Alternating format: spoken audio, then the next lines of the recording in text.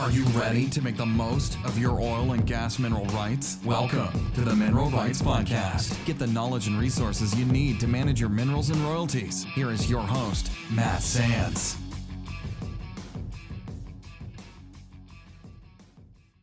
Welcome to the Mineral Rights Podcast. Thank you so much for joining us. My name is Matt Sands, and I'm here to help you make the most of your mineral rights and royalties.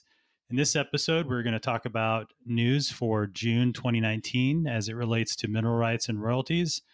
But before we get to today's show, I have a quick reminder. Please subscribe to the show on iTunes or wherever you get your podcasts. And as always, leave us an honest rating and review.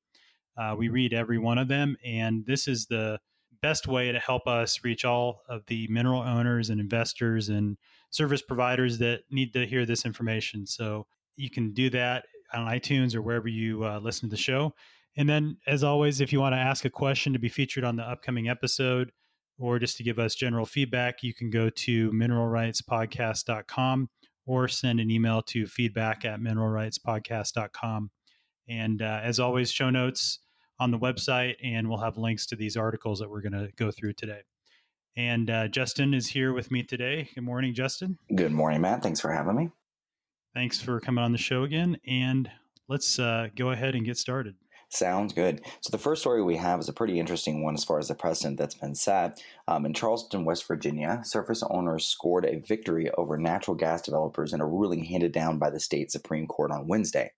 The court unanimously upheld a Doddridge County Circuit Court ruling that said a developer and mineral right owner have no right to use a surface owner's land to develop minerals under neighboring properties without the surface owner's express permission. And this is something, at least I know in Texas, that's been going on for a while and creates some tension.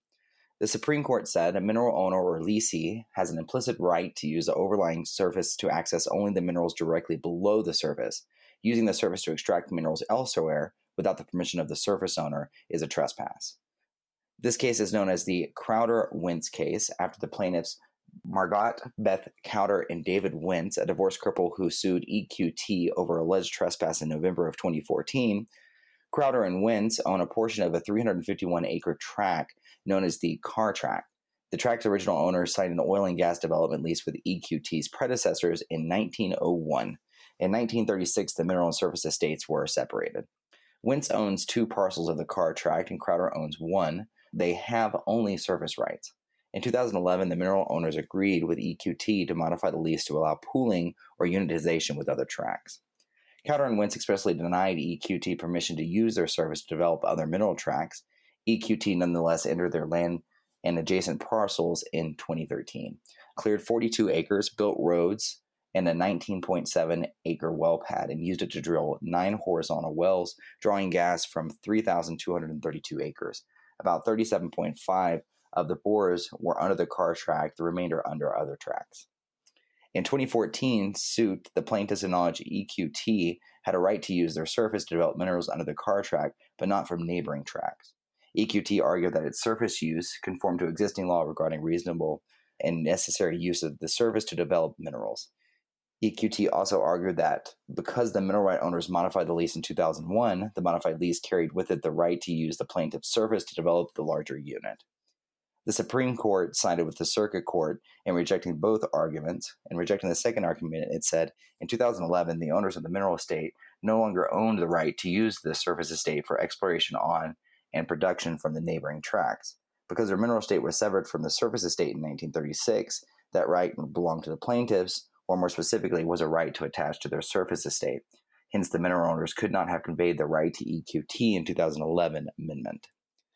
The Supreme Court did caution that this ruling doesn't challenge or constrain contemporary drilling methods. The industry has shown that the horizontal drilling and hydraulic fracturing techniques are evolving at a rapid pace and are an economical and efficient tool for producing hydrocarbons, the court said. Our opinion only affirms the classical rule of property. It is trespassing to go on someone's land without the right to do so. Should the mineral owner or leasee want to utilize a surface to access minerals under neighboring land, they certainly can reach a separate agreement with the surface owner. And I know, Matt, this is something that's been going on in a lot of areas for a lot of years, and it's very interesting that the courts now set this precedent alongside that. It is interesting, and it kind of goes back to, like we've talked about before, where the mineral state is the dominant estate, and that like they said, the implicit right to use the overlying surface to access only the minerals below the surface in this case. So even though, we've had this situation in the past with vertical wells, it's really not been a non-issue because they're extracting minerals below that surface. But in this case, where we have hydraulic fracturing and horizontal drilling, like they alluded to, and that is the way of the future in terms of being able to economically extract these hydrocarbons. And so the issue at hand, I think, is really around the fact that they went onto that surface owner's land to extract minerals below other tracts. So they weren't accessing the minerals directly below the land that the surface land that they actually disturbed. And that's where the issue is. And so they didn't have a surface use agreement, I assume, based on reading this article. And so, and because the surface owners expressly denied them permission to come onto their land, they're saying it's trespassing. And so, certainly if EQT had gone to another tract perhaps and reached an agreement with the surface owners of that tract through a surface use agreement, so they had a written agreement, that would have, this issue probably wouldn't have come up. And so I guess, the long and short of it in West Virginia, particularly, and I think this would apply to other states as well, should this issue come up, but operators just need to make sure they have an agreement in place with the surface owner where they're going to build the well pad or roads or whatever so that they can go in and access minerals perhaps on other tracts of land, again, through a horizontal drilling spacing unit. Maybe they're going to drill horizontal wells where the actual target formation isn't going to be penetrated until you're on another tract. And so in that case, they're extracting minerals from an adjacent tract, but the well pad is, on a surface tract that's the minerals below that particular well pad aren't being accessed by those wells. So again, long and the short, you need to make sure an SUA is in place. Interesting speculation that they threw in there. So they had this gentleman named Dave McMahon, who's with the West Virginia Surface Owners Rights Organization. He speculated that oil and gas companies would have to offer surface owners compensation for the land's mineral production value, not just for the surface disturbance.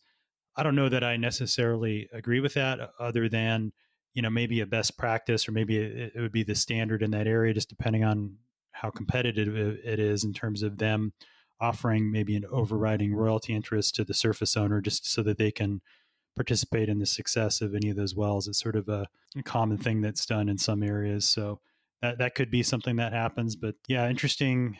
We're testing the law, in terms of the latest technologies and the way that they're developing these wells. And this is, a case where they ran up against an issue. So. Absolutely. Well, and it does seem very logical the way that they handled it. And then it makes sense that, if you want to be producing minerals from under that, you need to have some kind of SUA or service use agreement with that person. And that seems to just make sense. Yeah, I agree. So we'll get into the next story now, which comes from North Dakota. And this story is talking about a story an article that is, or an issue that's been out there for quite some time. So, for nearly 2 centuries, the federal government has repeatedly assured a Native American tribe in North Dakota that it has rights to a reservation river, and the issue stayed relatively quiet until oil companies figured out a way to drill under the waterway, which is now a man made lake.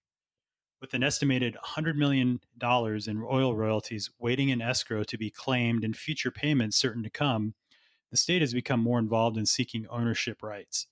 It successfully lobbied to the U.S. Interior Department to suspend a last-minute Obama-era memo stating that mineral rights under the original Missouri riverbed should belong to the Mandan, Hidatsa, and Arikara Nation, which is also known as the 3 affiliate tribes. And apologize if I'm butchering those pronunciations, but the Interior Department put the minerals issue on hold last summer and ordered a review of the underlying historical record. The state maintains that it assumed ownership of the riverbed when North Dakota became a state in 1889, citing a constitutional principle known as the equal footing doctrine. The state's immersion in the issue isn't sitting well with tribal members who say it's between them and the Trump administration. they obviously didn't care that much before, the tribal chairman, Mark Fox, recently told the Associated Press. Now that there might be $100 million there, all of a sudden the state really cares, right?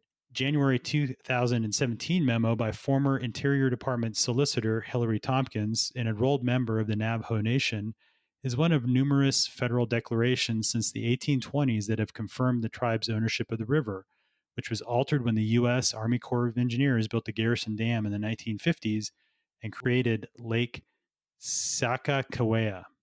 In her ruling, Tompkins cited both a 1936 opinion by the Interior Department that granted the tribes ownership of a Missouri River island and a wider-ranging 1979 conclusion by the Interior Board of Land Appeals that the entire bed of the river within the reservation boundaries didn't pass to North Dakota's control when it became a state.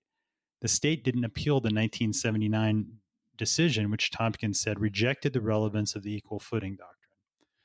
So this article in the equal footing doctrine is related to the states that joined the Union after the 13 original states, so that it basically gave those subsequent states the same rights as the first 13 states. And so what they're saying there is it should have, gone to them, because when they became a state, it should have, the other colonies got their land, around the boundaries of the state or whatever. I assume that's what they're referring to with respect to the equal footing doctrine. But in any case, it sounds like, as always, we get into these stories when money gets involved, and, people on either side of an issue, or, certainly have a lot of interest in this. And this Lake Sakakawea issue has been out there quite some time, and it's been in several news articles in the past several years. And so this has been an ongoing issue. But, to me, it is something that sounds like they're going back on an original,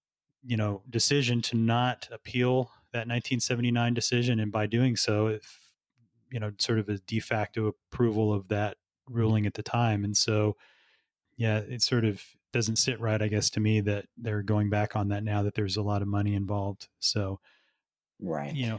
As always, it affects those individual mineral right owners who, produce an income from owning those mineral rights. And anytime that happens, the more money that's involved, the more you're going to see people coming out of the woodworks to try to claim that and claim what they feel is rightfully theirs.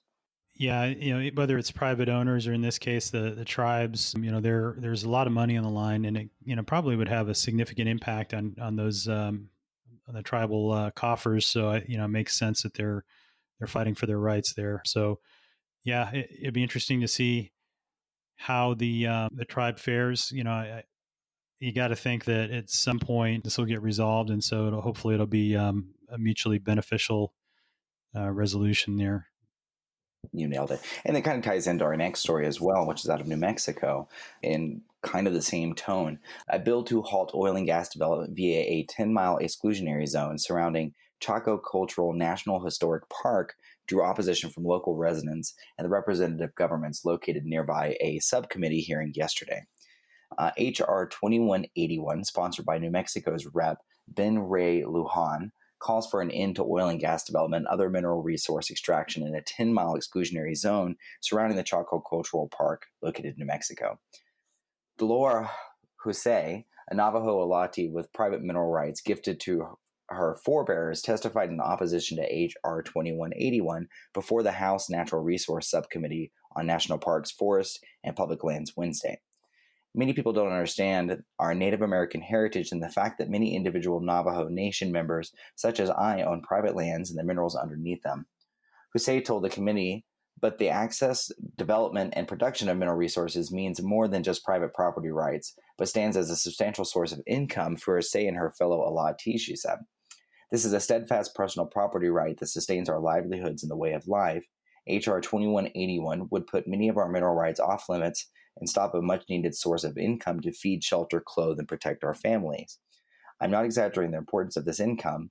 In 2015, the Federal Indian Mineral Office distributed $96 million to 20,835 Alatis. That's a significant source of income in that area that continues to struggle with unemployment, she added. The identical Senate version of the bill, S-1079, is co-sponsored by both of New Mexico's U.S. Senators Tom Udall and Martin Hinrich. Matt, I think this goes back to the individual rights of the mineral right owners and when they've been receiving royalties for many years and it becomes part of the way of living, losing those can really be something substantial to those individuals. Yeah, and in this case too, where they're looking at future revenue from new wells that'll be drilled, 10-mile exclusionary zone is huge. And the article did say so that Navajo Nation representative that testified did mention that they, obviously are concerned about, the legacy of their culture and protecting that, but that they, it needed to be where both sides needed to sit down at the table. And, the issue is here because it's sort of like in Colorado where you have this checkerboard pattern of lands where sometimes, you have a tract of BLM land next to a fee tract, so a privately owned tract. And if the BLM lands are off limits, then oil and gas companies can't get in to access the private tracts. And so in this case, the owners of those private tracts are the members of the Navajo Nation who actually own the mineral rights. And the issue here is that the BLM land being off limits, they're basically it's sort of effectively a taking of their minerals because the wells would never get drilled because it would be off limits. So, they again, it's something where I think it sounds like it's moving in the right direction where the BLM is going to draft a resource management plan to identify the specific areas that need enhanced protection and then, provide a buffer that makes sense to allow for sort of responsible oil and gas development. So hopefully that actually happens and that draft RMP that they come up with does allow access to those private minerals, which is a huge impact to those tribal members. And, just doing the math, it's around that stat that she mentioned in 2015, it's around $4,600 per allotee. So, not a huge amount, but not a significant amount too, especially if you're, I imagine, in an impoverished area, that could be a big boost. So yeah, hopefully that gets resolved to, again, same kind of thing to the, while allowing the protection of those cultural areas, while, as well as, responsible oil and gas development. You nailed it. Well, and I think it also speaks to the power of mineral rights holders getting their voice involved and heard in a situation like this. I think it's very easy to look at these lands and to not take into consideration the impacts on the individuals that it may have. And, this story does a great job of bringing that very obvious on the impact it can have in an area that may have some economic hardship already. Totally agree. All right. Well, that wraps it up for this month. So thanks again for listening to the Mineral Rights Podcast. And we will talk to you next time. Thanks, Justin. Thank you. Thanks so much for listening to the Mineral Rights Podcast with your host, Matt Sands. Don't forget to subscribe and share at mineralrightspodcast.com. The Mineral Rights Podcast should not be construed as investment, legal, or tax advice. All information is believed to be from reliable sources. However, we make no representation as to its completeness or accuracy.